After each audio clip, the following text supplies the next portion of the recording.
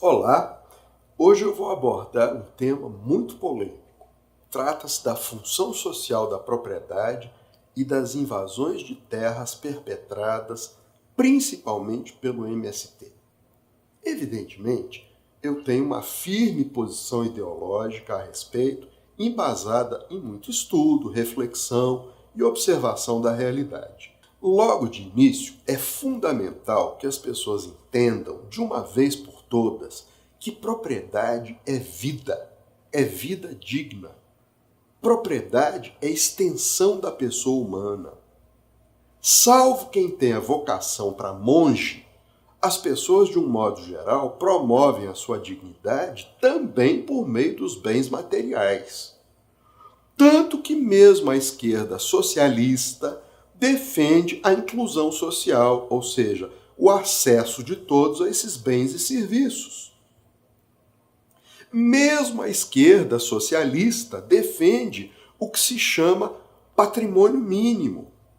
Assim, quando a lei permite a defesa da propriedade pelas próprias mãos, o que se chama exercício regular de direito, lá do artigo 1210 do Código Civil, não está posicionando a propriedade acima da vida. Pelo contrário, defesa da propriedade, em última instância, é defesa da vida. Quem nunca tenha sido assaltado, quem nunca tenha tido a sua casa ou as suas terras invadidas, que diga o contrário. As invasões pelo MST em terras ocupadas atentam contra a lei e contra a dignidade de todos os que trabalham no campo. Isso tem que ter um basta. E não se diga que eles lutam pela reforma agrária ou por terras.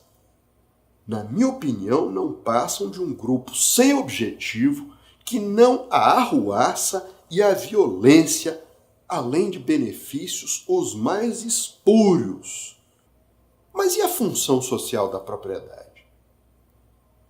Caso ela não esteja sendo cumprida, isso não legitimaria as referidas invasões?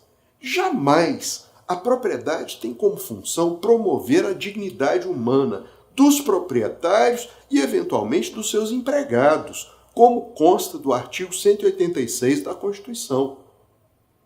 Nesse artigo também consta que a propriedade rural deverá ser explorada de forma racional e adequada, respeitado o meio ambiente e as relações de trabalho.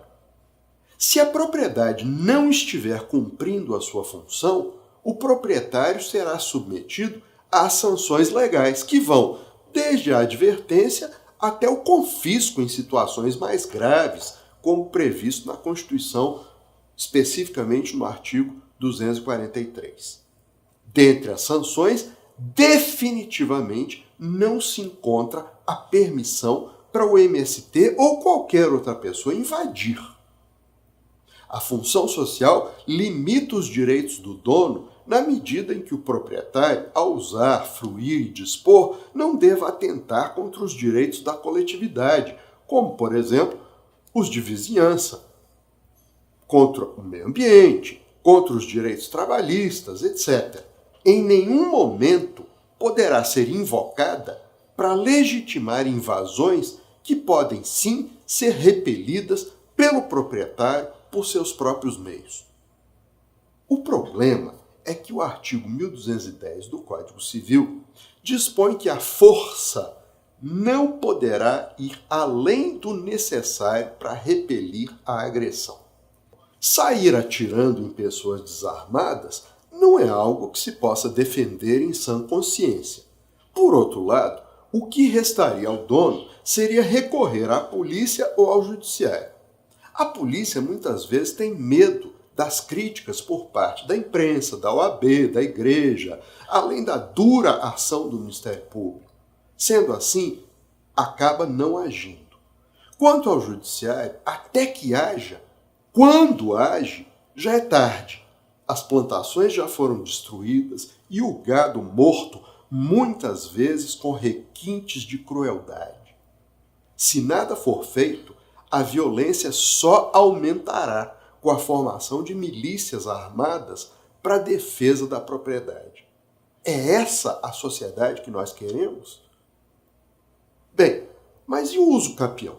Não se admite o uso capião resultante de invasões? Com certeza. O uso capião ocorre, à exceção do uso capião ordinário, diante da ausência e da inércia do dono.